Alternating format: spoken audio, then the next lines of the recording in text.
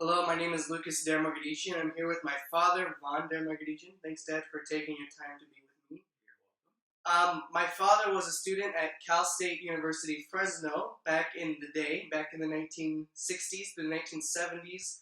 Uh, During this time, there was a lot of civil and societal unrest about many segregation and the Cold War, Vietnam, and he experienced a couple of events, one of which includes the bombing of a major building and a computer system on campus. And he's going to tell us a little bit about this.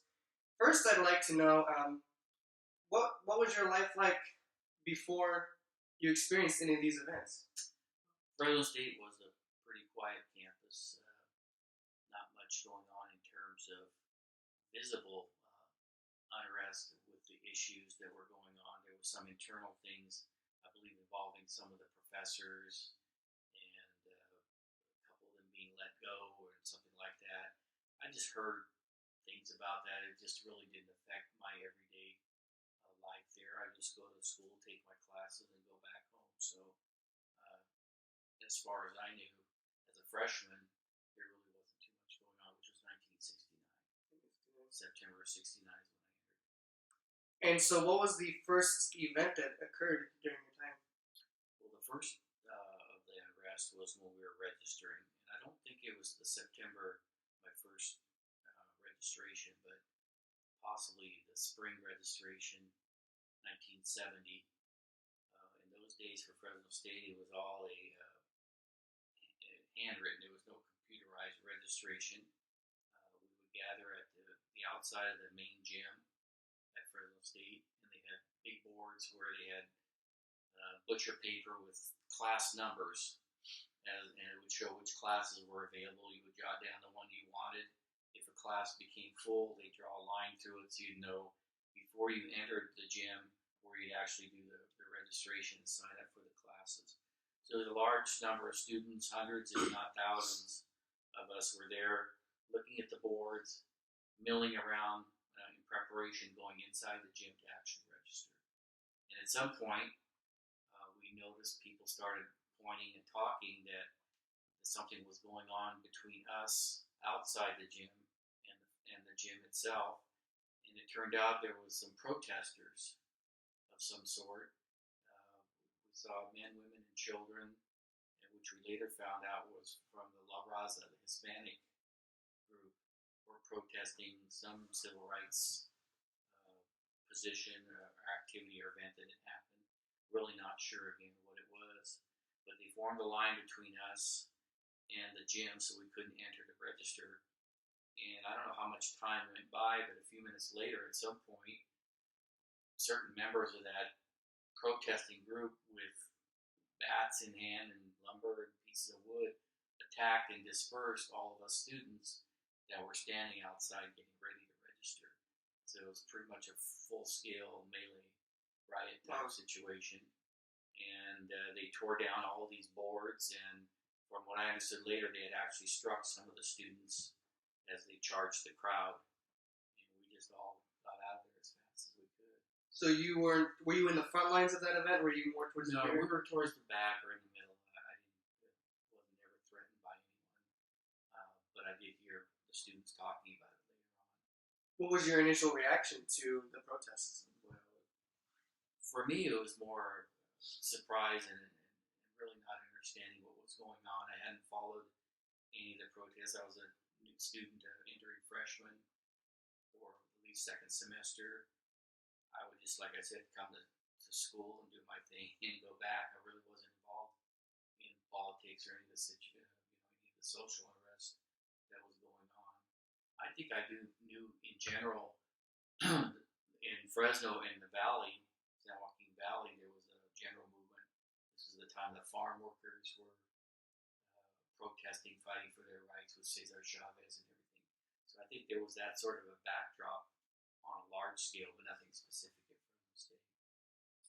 Interesting. Was there any protection? Were there any campus police or anything? No, we didn't necessarily see any. There might have been some there, but there was no one giving us direction, like shouting out or on speaker saying, "Be careful, stay where you are," or, "Don't initiate anything." There was nothing like that I I just remember us being there, and all of a sudden the events, taking place.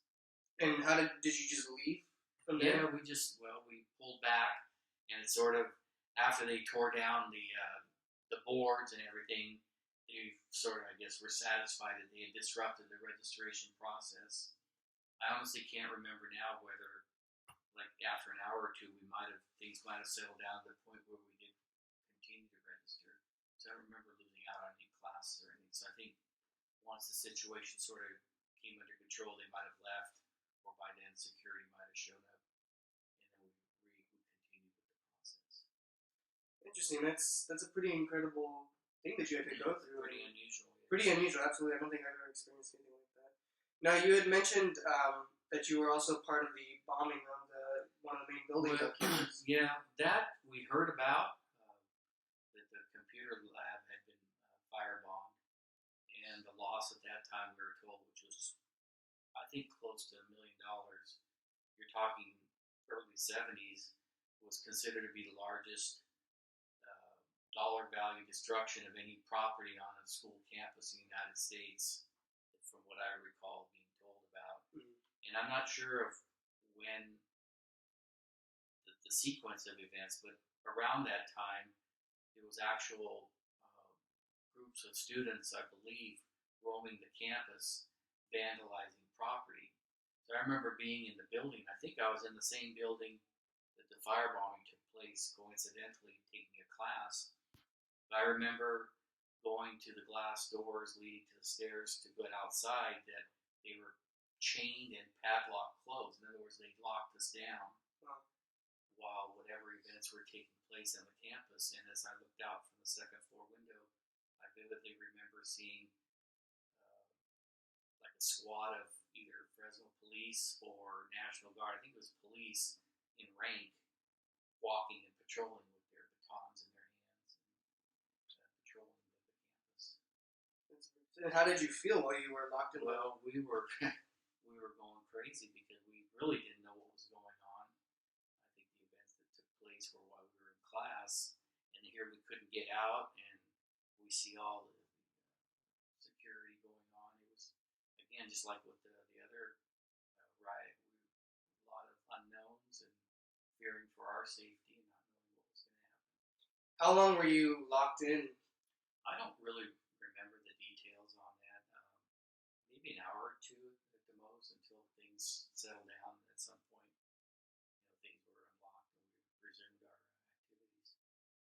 I find it very fascinating, the events you've witnessed. In my experiences, we only see things through the way they're portrayed in media and everything of that sort, and it's sort of an accurate representation. But I thank you for your insights on everything. Do you have anything else to say about what you've experienced? No, it's just I'm sorry I can't remember more. It's so long ago, but it was very coming from a quiet area like Fresno, quiet family life, just your normal type of situation, to be confronted with that and all the uncertainty and actually fearing for your own physical safety was very unusual for me, and I'm sure for my fellow students.